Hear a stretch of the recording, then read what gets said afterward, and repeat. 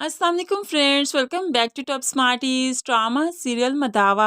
आलियान सिर्फ मोहब्बत ही नहीं करता नूर से, बल्कि उसकी इज्जत भी करता है, उसका ख्याल भी रखता है, उसका कहा भी मानता है। तो फिर एक लड़की तब अपने आप को खुशकिस्मत तरीन तस्वुर करती है जब एक मर्द उसके लिए इतना सब कुछ करता है।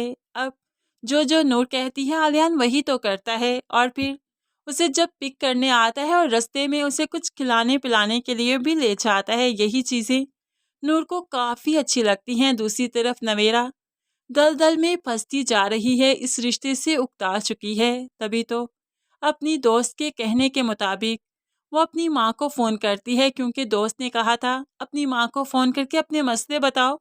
माएँ बहुत नरम गोशा रखती हैं, ममता रखती हैं, वो तुम्हें माफ़ कर देगी। तभी तो नवेरा हिम्मत करते हुए अचानक ही अपनी माँ को फ़ोन करती है, ताकि अपने दिल का हाल बता सके, अपने जज्बात, अपना दर्द बता सके। लेकिन फिर हिम्मत नहीं हुई बात करने की और फ़ोन बंद कर दिया। और ये भी फिर माँ है। माँ तो बच्चों की बगैर कहे समझ जाती है, सुन लेती है। और फिर जब नवेरा का फ़ोन आया और बगैर बात करे उसने बंद कर दिया, तो माँ भी फूट फूट कर रोने लगी। समझ गई कि उसकी बच्ची किसी मुश्किल में है। कोई छोटी मोटी मुश्किल तो है ही नहीं, क्योंकि आहिल आहिल का असल रूप अब नवेरा के सामने आ रहा है।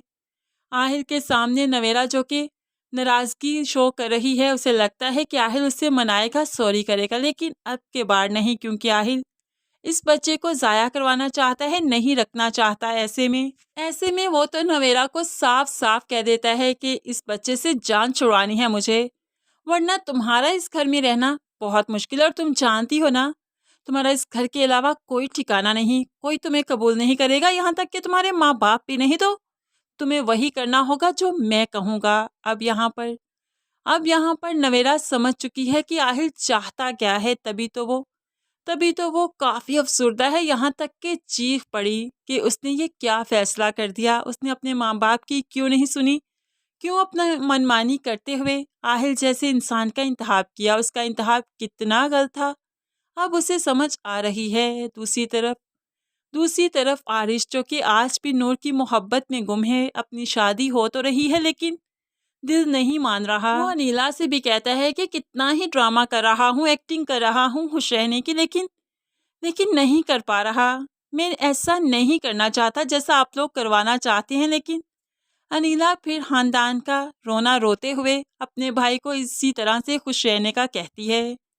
आखिरकार मेहंदी का दिन आ गया, जहाँ पर सभी आए हैं और असलम साहिब भी इशरत बेगम और तहसीन के साथ यहाँ पर पहुँच गया। लेकिन दूसरी तरफ नूर और आलियान जो कि घर में अकेले थे, तो नूर आलियान को आज बाइक ड्राइव पर ले गया और अब लॉन्ग ड्राइव की उन्होंने पूरे शहर में। नूर आलियान के साथ इस बाइक पर भी बहुत खुश है। अब जगह जगह पर वो रुकते भी हैं, कुछ खाते पीते भी हैं। तो एक जगह पर आलियान रुका, कुछ खाने के लिए लेने गया, तो यहाँ पर आरिश की कॉल आ जाती है नूर को। तुम आई क्यों नहीं आज? तुम्हें आना चाहिए था ना, मेरी बर्बादी का तमाशा देखने तुम्हें तो आना ही था। तो नूर कहने लगी, मुझे क्यों आना है तुम्हारी शादी पर? आरिश, हमारे रास्ते अलग हैं, जुदा हैं, मेरी शादी हो चुकी, मैं मूव ऑन कर चुकी, अब तुम्हारी बारी, तुम भी करो। तो यहाँ पर आरिश धमकाता है, ऐसे नहीं चलेगा, तुम्हें मेरी बर्बादी का तमाशा देखना पड़ेगा।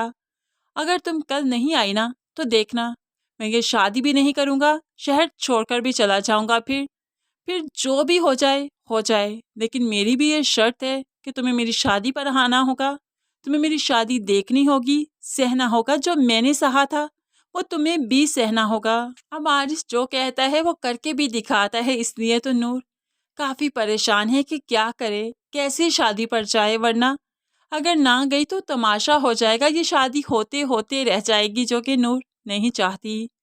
लेकिन जैसे तैसे करके वो आलियान को वहाँ ले ही जाएगी। और आलियान, जो नूर की आजकल सभी मान रहा है, हर बात सुनता है, तो वो नूर के कहे के मुताबिक उस शादी में नूर को ज़रूर लेकर जाएगा।